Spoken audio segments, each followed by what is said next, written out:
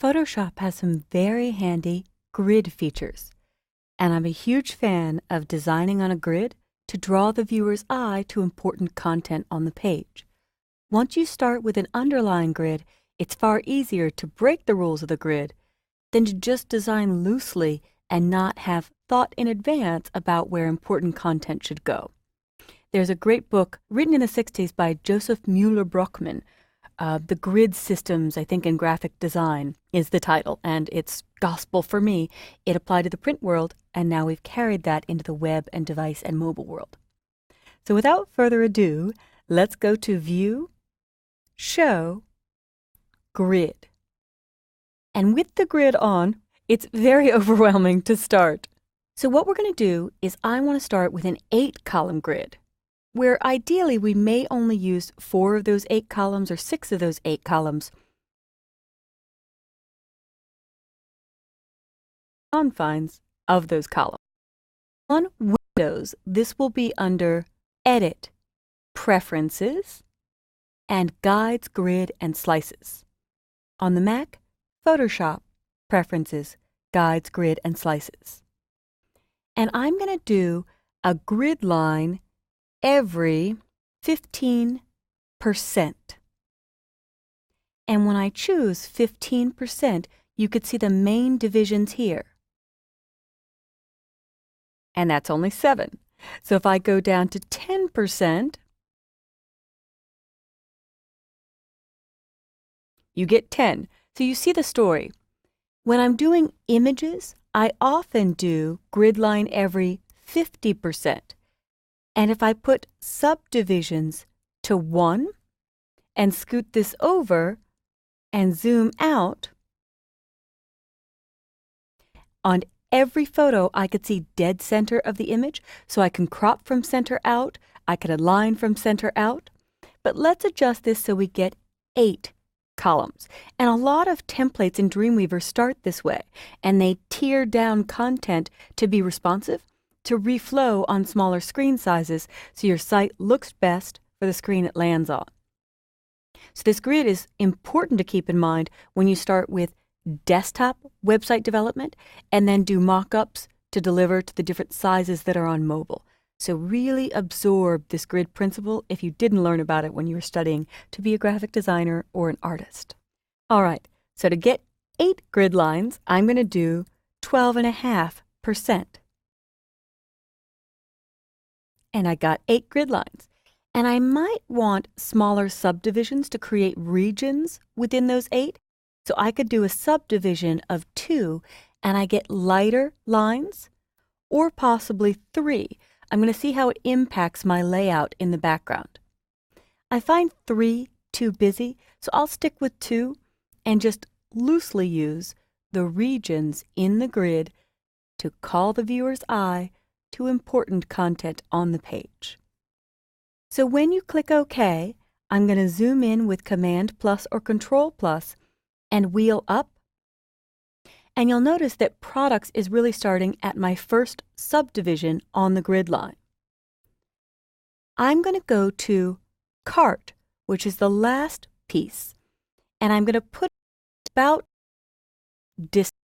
So we've got one whole grid row here. I'm going to place Cart to that grid intersection. So farthest right, farthest left. Now before I balance the others in between, there's a logo that I want to place. And I'm going to click on the word Products so that when I place it, it will go above Products in my Layers panel. So File, Place, and I will grab the Pluralist. I love that name for a fictitious company. Logo. And it's an AI file, native Illustrator. So when I hit Place, it shows me a preview of this, and I could select Bounding Box, but I might want to choose Art Box. Art Box is just a live art. Often they're the same, but Illustrator files, where there's white space on the page, it's not real content. Only the bottom of the P to the top of the letter E, the top right corner of where that intersects, is the live art area. When I click OK, it will create a smart object. and it might have done that way down in the middle of my page. Smart Objects embed the Illustrator file inside this Photoshop document. That means if I decide to add color to that logo, I can double-click it, it will launch Illustrator and open that file. So there it is, it put it in the center of my screen, not below on the page. I'll drag it up and it's perfectly snapping to this grid line. So I will nudge with my arrow keys until I'm happy, then press Return or Enter to accept it. And I could continue to nudge up or down, but I often use Edit, Free Transform so that I snap to grid lines. And you may need to check, there it is. You could feel the snapping as you move it around. Return or Enter accepts it, and this is the icon, meaning it fully stored the editable vector Illustrator file in Photoshop so I could make edits to the shape, the color in Illustrator. But let's finish with the last two. Adventure Sports, I'm going to move over and align to the second grid line. Join or log in, I'll move over to this grid line. So giving the pluralist a little bit more visual space on both sides. So I've got 1, 2, really about 2 spaces because of the width of the word product in my grid between that and Adventure Sports. Really about 2 here, about 2 there, and I'm counting like this is half, so a little bit more.